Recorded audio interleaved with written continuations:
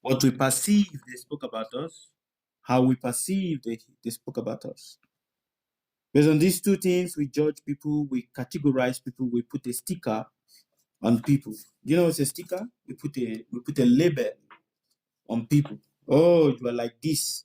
You spoke about me like this. So we put an invincible label in the head of everybody, and we relate with people based on the different label that we've put on them. So don't judge by your grudge. First of all, what is grudge?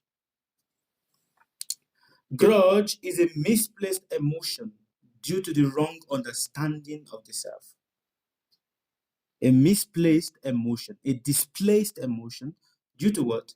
A wrong understanding of the self.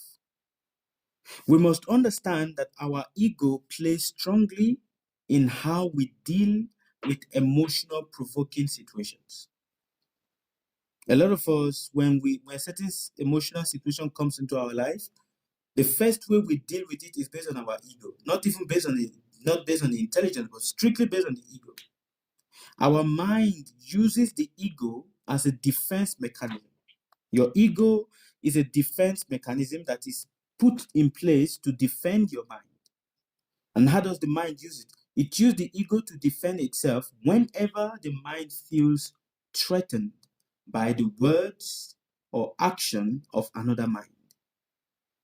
Whenever you feel that someone has spoken something about you, whenever you feel that someone is acting in a way towards you and the mind becomes threatened by that, the ego comes into play. The ego is the soldier that protects the mind. Just like we all have different things that protects us. Your body has different senses. The body is the soldier that protects the senses. The senses is the soldier that protects the ego. The ego is what? The ego is the soldier that protects the mind. And the mind is the soldier that protects the intelligence.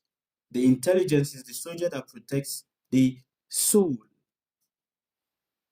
But sometimes when the soldier becomes too powerful, it can overthrow the kingdom. It can take over from the king when the soldier becomes too powerful. And that is why we must understand that our ego is a protection. It protects you. And that is why you see when people get offended and the ego is also, oh, you hurt me. You see how we start making our face, we start pouting our face, start doing our face in some ways, and our body becomes, oh yeah, you hurt me, you don't have respect for me. Why? Because the ego is offended. So the ego is the soldier that protects the mind whenever the mind feels threatened. And understand that being threatened happens in different ways. When we hear someone, there are two types of levels of threat. The threat that affects us physically, and there is the threat that affects us mentally. There is the physical threat, which is a threat that we feel that there's a harm that is about to happen to our body. But there is also the mental threat. When you are intelligent and then you meet someone that is more intelligent than you, there is a subtle mental threat that happens there. The mind gets threatened, not by the appearance of the person, but by the appearance of the intelligence of the person. It's a subtle threat that happens internally. Even between brothers and sisters, when you go to a family and you see there's one brother that has more money than the other one, instantly the mind of the one that does not have money becomes threatened by the appearance of that individual. So we all have this subtle mental threat, mental, irritation and actions that threatens the peace of the mind, and hence the ego comes to play immediately whenever the mind senses or feels threatened. An example is when someone says things that insult our sense of identity. The ego comes into play to do what? To protect the mind whenever the mind feels the sense of identity is being threatened. And whenever someone says things that affect or threatens our sense of identity, the ego comes to play. The anger, the mind comes to play. It employs the ego, hey, come and defend me. What are the sense of identity that we have? When someone says something that insults your children, immediately you want to defend. How dare you speak about my child like that? Why this? Why that? Why that? We hold grudges towards people. Oh, you spoke about my child like this. Even if the mind might have said, okay, I've let it go, but still it will always remain in the subconscious. Because the ego identify with this, the mind identify with this. When someone says things to, to insult our father, oh, you can insult me, but never insult my parents. How dare you insult my parents? Why? Because there is a strong sense of identity that is attached to this. When someone says things that insult our spouse, how dare you speak about my wife or my husband like that? How dare you? A sense of what? Identity that is attached to these things. So we must understand that our mental capability instantly becomes offended whenever people say something that relates with this pain, with these entities of our life, or these individuals of our life, because we form our identity around these individuals. You form your identity around your intelligence. Even when someone say, oh, you are not intelligent, why are you not an intelligent person? What kind of a fool are you? Instantly we get offended. How dare you say that? You say that I'm a fool? How dare you say that to me? In a relationship, in a partnership, in outside, when someone insults our intelligence, we become offended. Why? Because there's this sense of identity that is connected to all of this. And because there's this sense of identity that is connected to all of this, instantly we always want to protect and defend it. Why? Because the mind ties our identity to our sense of worth. The moment you feel that your sense of worth, is being threatened, the moment you feel that your sense of belonging is being threatened, we become defensive, we hold grudges, we hold anger towards people. At the same time, without an emotion, there cannot be grudge. Can you hold grudge towards somebody without emotion? It is impossible. Even if you say, oh, this person, you did this to me, I want to be, if you look between a husband and a wife. The husband may say to the wife, I'm not going to talk to you. And the wife, okay, don't talk to me. For the first one day, okay, they may just avoid not talking. Second day, they may avoid not talking. Third day, but then the third day, what is going to happen? The anger is no longer there, but we need the anger to keep fueling the grudge. Do you understand? For you to have grudge, you must have an anger. Not an anger, you must have an emotional reaction to something. Something must stimulate your emotion. When there is nothing stimulating your emotion, the need for grudge or anger is not there. So for you to maintain that anger or that grudge you are having with that person, you must constantly remember the things that they've said or the things that they've done towards you. Because when you don't remember the things they say or the things they do, the anger is not there. The mind cannot retain it. For the mind to retain it, you need something that continuously pumps that adrenaline or that fuel or that thing into you. Oh, see what he said. Even after 3 days, after the thing that they said in the past, but after 3 days, still when you see the person, you want to talk to the person, but immediately the mind is gonna bring it. No, don't talk. Have you forgotten what he said? Have you forgotten how they spoke to you? Why do you want to talk? The mind brings it up to the surface. Why? Because it needs that to continue fueling it. It needs that emotion to continue doing what? To continuously fuel it. Without the emotion, there cannot be any grudge. So for you to have grudge, your grudge is connected to the emotions that emanate from your mind. And hence, for there to be grudge, it is required that there should be a certain level of what? Emotional stimulation. Without no emotional stimulation, there cannot be. You cannot hold on to grudge. You cannot hold on to anger towards anybody, because if you see anybody that offends you, even between siblings or whatever, you see the person offend you, what they say to you is 1 day, second day, but 4 days, 5 days, you can't see hold on to it. But if you want to hold on to it, you need something to keep kick-starting it for you. Oh, see, he said this, he said this, he said that, he said that. Then the emotion rises up again. There are 3 things that makes people to keep grudge. Three things. What are the three things that makes people to keep grudge? Improper information or half knowledge. Improper information, half knowledge, and misunderstanding of information. They are all, this is one line. They are all one thing. This is just number one. Should I repeat again? Improper information, half knowledge, misunderstanding of information. Number two, emotional biasness. Emotional biasness, which is related to family or friends. And the last one is misguided judgment.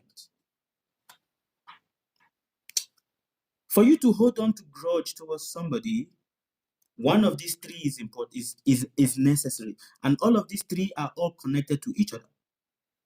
Improper information makes you to hold grudge towards somebody. There are so many people here that are angry with you. They have not met you before. They only heard something you said.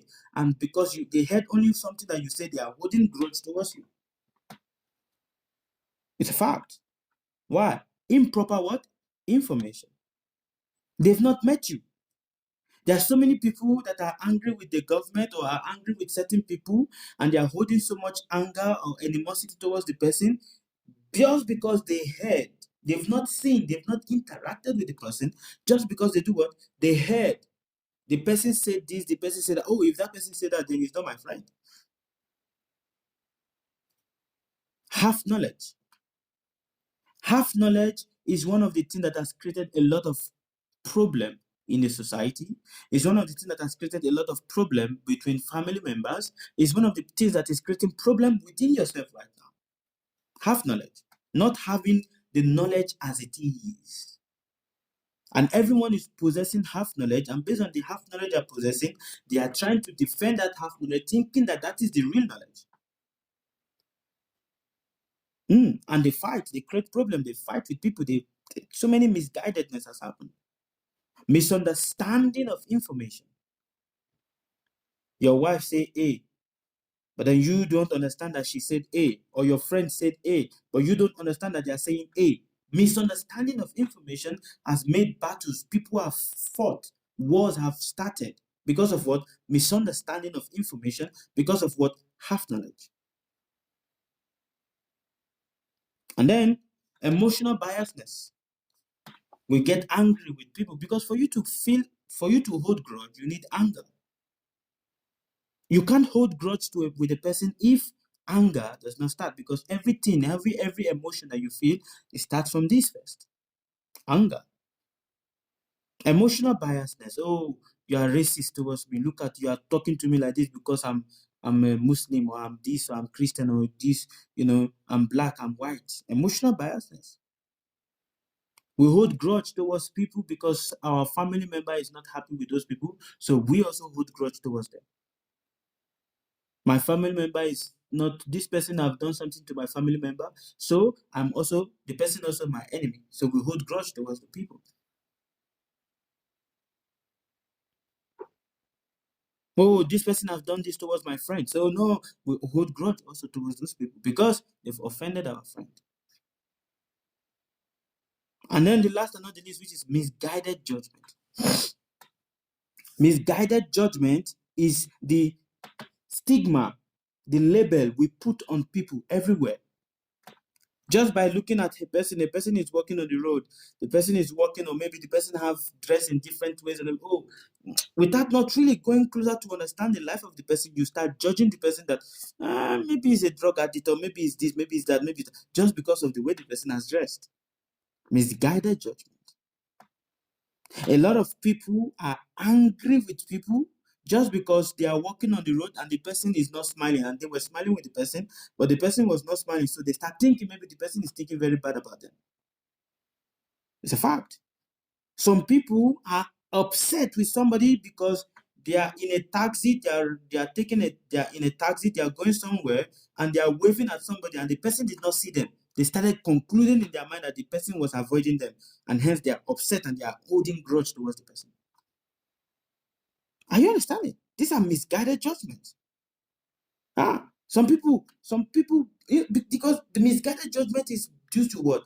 Low intelligence, lack of knowledge, lack of information, lack of improper understanding. And some example of this are, once upon a time, there was a powerful king. His name is Parikshit. This king went into the forest to kill wild animals. And while he was on his hunt to kill wild animals, it so happened that he was very tasty. Very, very tasty. And he was very tasty, so he started looking for where he's going to get water. He came across the place where there was a saintly man that was sitting there. This saintly man was not aware that the king has come to see him. Rather, this saintly man was in deep spiritual meditation. There are certain meditations whereby you are able to leave, your physical body is here, but you are able to come out of your physical body and go to another places or go to another planet. So this man, this spiritual man, was in this deep spiritual trance. And this king, not understanding that this man was in a deep spiritual trance, felt that the man was insulting him. How can I come to your place and you did not acknowledge my presence? So what did the king do? The king took a snake, a dead snake, and put it around the neck of the man.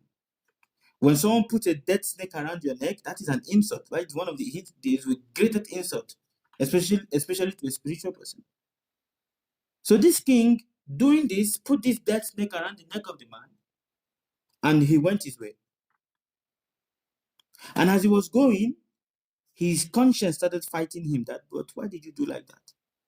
What if truly, truly that man was in deep spiritual trance and you've just insulted him like that for no reason? But he has gone so far, so he could not go back. Now, the son of this saintly man was taking his bath in the river, and someone came to report to him and said to him, oh, look at what they have done to your father. Can you believe this king has insulted your father like this, put a dead snake around your father? The boy, he has not gone to see his father, but because he heard that, instantly he proclaimed a curse on the king and said, before 7 days, this king should die. He touched water and he proclaimed such a curse, and the curse was so powerful. This king should be beaten by a snake called Taksha, the snake bird. This king, hearing this, he became remorseful. But then you understand that in 7 days, his life is over. If someone tells you today that in 7 days you are going to die, what are you going to do? What will you do? Will you start regretting all the things you've not been able to do? Will you start thinking, oh, all the things you could have been able to do if you had enough time? What are you going to do if you're going to know that in 7 days you're going to die? Because basically all of us, we are on a ticking time bomb. All of us, we all have 7 days to live. The 7 days may be 7 months, maybe 7 years, maybe 70 years, but we all have 7 days. The 7 cycles of life. So this man was so perplexed. Immediately he left his whole kingdom, he left everything, and decided to dedicate himself to understanding, to going deeper. This Rishi Shringi, he cursed this man due to what? Improper information, half knowledge, and what? Emotional biasness. A lot of people are holding grudges towards another person because they hear someone has insulted their family member, but they did not really see it. They just heard it. And what happened? They hold that grudge. How dare you? How dare you? Emotional biasness. Once there was a woman, this woman was a very beautiful woman, but she was a demoness. And then she was attached to Lord Ramachandra.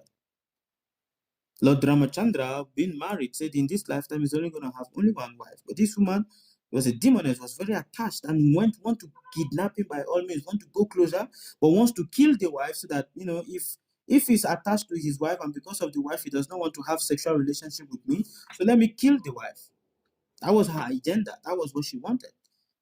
So she was going closer to the wife to kill him, and the man took his knife, his sword, and cut off the nose of the woman. and her nose became shapeless. Sulpa, one whose nose is cut. So she went to meet her brother, who was a very powerful king also, but a demon king, and said to him, look at what have been done to me. Look at the injustice that has been done to me. Won't you fight for me?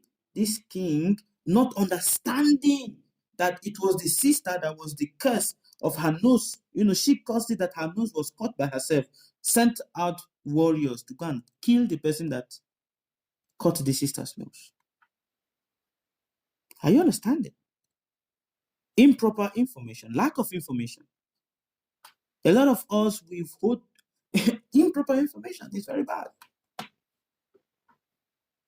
How do we free ourselves from grudges? It is very difficult.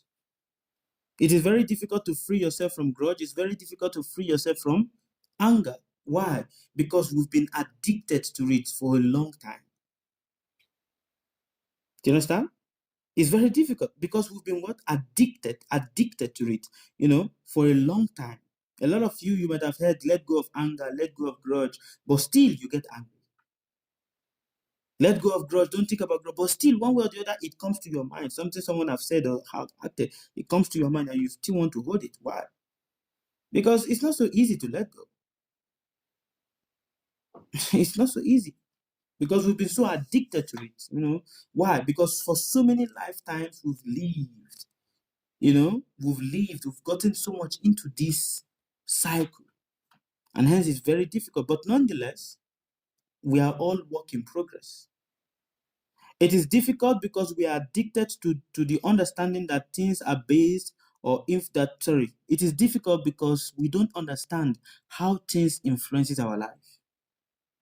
Because we think that everything that we have around you, my mother, my brother, my sister, my children, this is all we've created our identity around.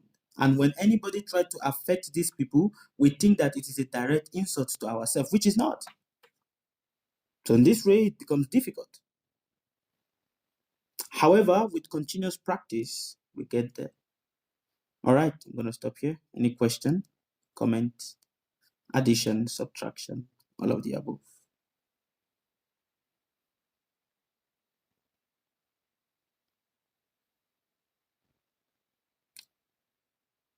Yes, I'm waiting for your questions.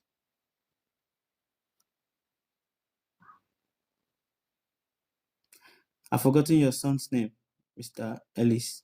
Is that Junior something? No, that is not Junior. I've forgotten. It's Harrison, now? Is it Harrison? Yes. All right. Wonderful. This is Harrison. Yes, Harrison. Yes, I remember. Thank you. Hello, Harrison. Okay. All right. Question.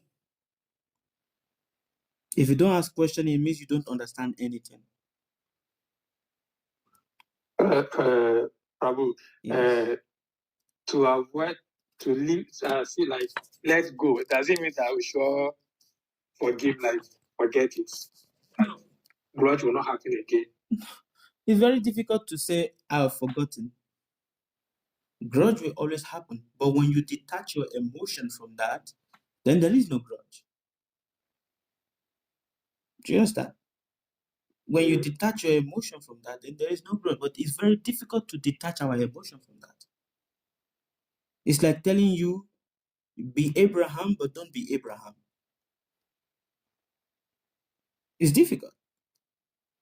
Is it not? It's like telling you, eat, but don't eat also. When they say eat, but don't eat, it means eat minimum. Don't eat too much.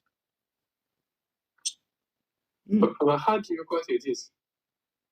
It is difficult because everything in life is attached. We attach a lot of things with our emotion. If you have money and someone comes to take away your money, there's an emotion that is attached to money.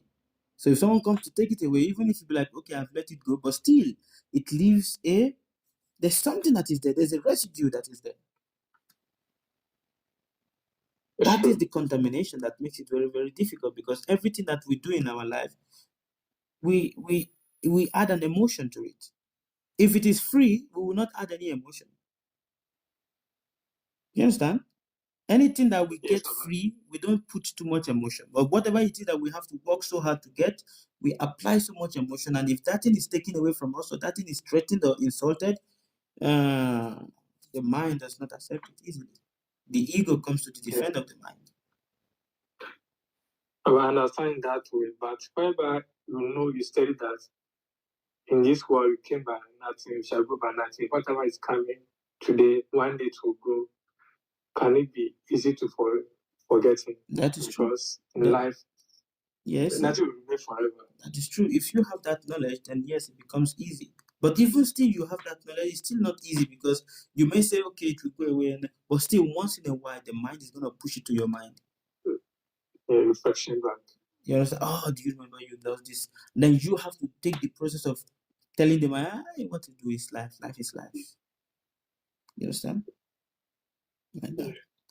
So we have the knowledge, but it's not everyone that has the knowledge. All right. Yes, Uma. Sir, so how can we detach from all these emotions? To understand that everything, either good or bad, that is happening to you is as a result of some unfinished debt that you are paying. So when someone says good things about you, or when someone says things that is very bad about you, do not hold grudge towards that person, because understand that it is an impurity. Now, let me tell you one thing. Anybody that holds grudge towards another person, they are taking the impurity of that person, they are adding it to themselves. You get my point? Sometimes you will not even know. Like, it just, the flesh will just kind of like, it just happens. Yes. You don't even know I have a grudge or something until.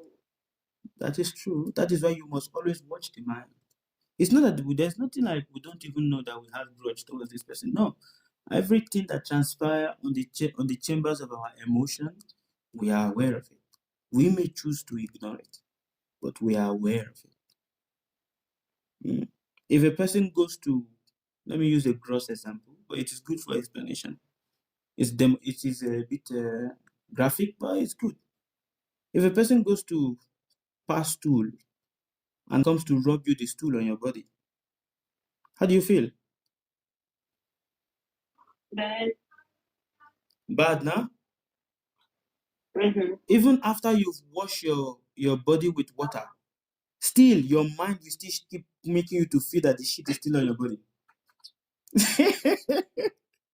That's true. Isn't it? Why? Because at that moment, the mind has imprinted that. So you will keep, it is only with time that you'll be able to forget that thing, because the mind sticks it to the body forever. Only with time that it will be able, that impression will be able to go. And that time requires what? Continuous and consistent practice to keep saying, okay, it has happened, it has happened. But there is nothing in the body now. There is nothing in the body now. Anybody that has passed through any trauma, whenever the mind brings back those traumas, it's going to bring it so fresh that they will think that it is happening already in their body. Or it is happening, it's in their body again. Anybody have had accident before? You've had accident before? Yes, sir. Okay. When you have the accident, and even though you come out of the accident, still for some weeks or months, the mind will still be bringing that accident scene to your mind, to you. Yeah. And you will keep still seeing it. See, my mouth here was, I had an accident here when I was 10 years old. As a child, I was crossing the road, and there was a motorcycle that came from, it was a Christmas day, so it came and just rammed into me. And my mouth here was torn. They have to sew it. The trauma did not go away for so many years, because every time I'm passing, it's like I'm seeing the bike coming again, and I'm falling, and I'm still feeling it. I still feel it. Why? Because the mind leaves that impression there. It is after understanding, okay, this is just the nature of the mind. The nature of the mind is to leave impression, is to store impression. It is your nature. Yes. I was driving, the car almost hit me. My son was in the car. Then after, I was like, oh God, thank you, my ancestors. It keeps playing in my mind. I was like, that car could have hit me really bad. Yes. You understand? So we need to always learn to detach the mind. The nature of the mind is like a newborn child, a baby that is crawling for the first time. When a baby is crawling for the first time, what does it do? It goes everywhere. It wants to touch everywhere. Your duty is to always go and carry the baby and bring it back to where you want it to be. So we must always bring back our mind to the now. Now. Now. The mind does not want to stay in the now. Always bring it back to the present. While you may say, but what is the present? Just keep repeating this word. Stay here now. Just be here now. Don't be in tomorrow. Don't be in the future. Don't be in the past. Just be here now. Because when you start being in the past, you will start thinking about the thousands of things that you need to do that you've not been able to do. And when you go to the when you go to the future, you will start thinking of the thousands of things you need to do that you've not done. When you go to the past, you will start thinking of the thousands of things you should have been able to do, but you did not do, and now your life is like this. So just bring the mind to the present all the time. All right? Okay. Thank you all. Our life, the time is almost finished. God bless you, and bye-bye. See you on the internet in a few minutes on TikTok. Bye-bye. Au revoir. Okay, thank you, sir. All right. Merci. Merci. Bye.